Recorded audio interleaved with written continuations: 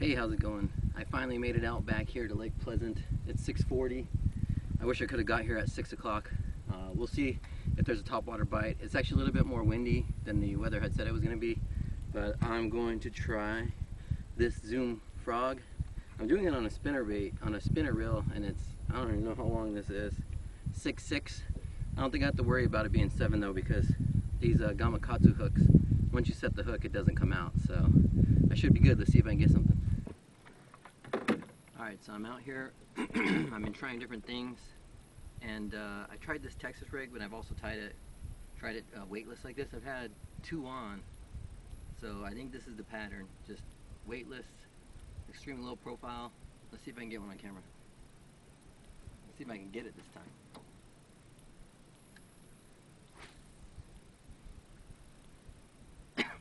I'm just casting it out. I'm letting it sink. I watched it sink by the boat to see how long it takes, because it's just a weightless worm. It takes like 20 seconds to probably get about 5 to 10 feet deep. And then once it gets down there a little ways, I reel in a little bit of the slack, and I just kind of pop it a little. I do like a quarter of a reel, pop it again, another quarter, pop it again.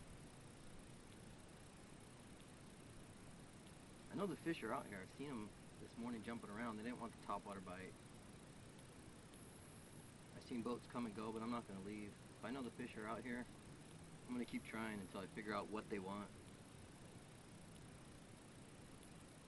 And I just want to catch one. Just want to catch a fish. I'll shut up now because I'm probably spooking them away.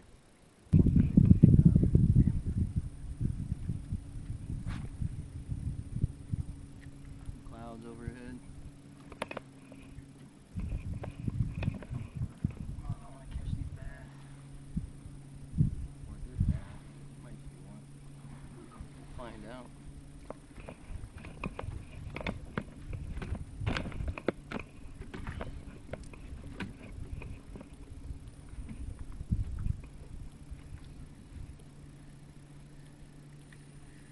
Oh yeah, I got one. Yes. Yes, baby. Yes. Woo! Finally got it. That's what I'm talking about. Hell yeah. Ooh, calm down, guy. Oh, he's gonna get this hook in my hand. He's a feisty one. Ah, fuck, he did. Let's get a hold of him. Make sure he doesn't move. Damn hook.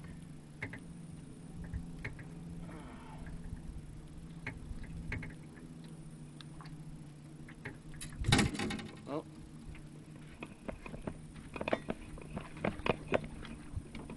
Sometimes you gotta feel the pain of the fish too. He's not that big.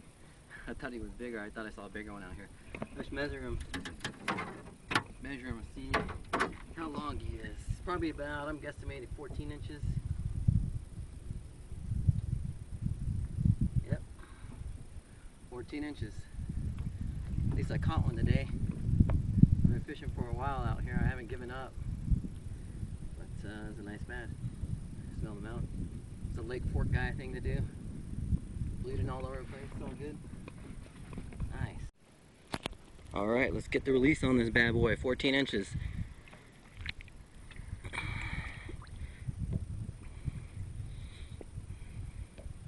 Thank you for finally giving me a catch today.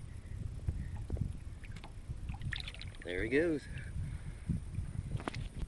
Alright, let me tell you a little bit about what I was using today. I came out this morning with the intention to throw topwater baits or lures. I was throwing this frog. It's a sparrow frog on braid. I used to use the snaps. I stopped using snaps just for now. I might use them again, but I definitely could tell that the snap would change the action anytime I would use a topwater frog. I was also using this Zoom soft plastic frog, and I noticed a lot of fish were jumping around. I think they were chasing shad. I saw a herring on the shore, and then I saw a fish come up and splash around, so I figured, you know, maybe the bait's a little bit smaller. I was throwing a Texas rig robo worm, and and I wasn't getting any bites, but I still kept hearing fish. I saw a lot of other fishermen come out, and they would just skim through the cove real quick and then leave. And the thing I found out about fishing Lake Pleasant is I've done that a million times. I've driven or boated to multiple different areas just as quick as I can, hit coves as fast as I can, and you know, I would sometimes catch a fish, but the most times I would go home feeling like, man, I fished that whole lake and I didn't catch anything. So the fact that I saw fish splashing, I saw birds out here, it let me know that there was still fish here. And so I just slowed down a little. I started throwing a shad pattern to see if maybe that's what the fish were after. I still feel like that was too big. I wasn't getting any bites, and like I found out at other community ponds is when the fish are finicky, you got to go really small profile. And I was throwing this zoom worm Texas rigged, but I figured it was spooking the fish with the weight. So I took the tungsten weight off. I had it pinned at first. I tried it unpinned. I took the tungsten weight off and I had a hookup. And so I realized that I gotta go smaller profile. I can't have something that's gonna make a lot of noise, something big. They're looking at the lure, it's clear water. And so I took the tungsten weight off, kept it weightless. I would throw it out there, I'd let it sink, and that's how you saw me land that bass. And what I can see in the water is, I'm right here where it's probably about 3 to 5 feet deep, and then it kind of points into the water, and you can tell that there's deeper water around it because of the color of the water. So I stayed on that flat. I kept casting towards it, and I saw a bass, or maybe even two. I can't tell. I feel like one was bigger than the other, and they were just roaming around, but they weren't just passing through because I continuously saw them. So I kept trying. I didn't give up, and I got that bass. So that's one thing I learned about Lake Pleasant. If you know that there's fish around, don't give up on that area. You got to just find out what you want, what they're biting on. So I hope that helps. Hopefully next time I come out I can catch more than one fish. It seems like maybe I should change my name to One Fish, because that's all I ever catch when I come out, but still nonetheless it makes it worth it.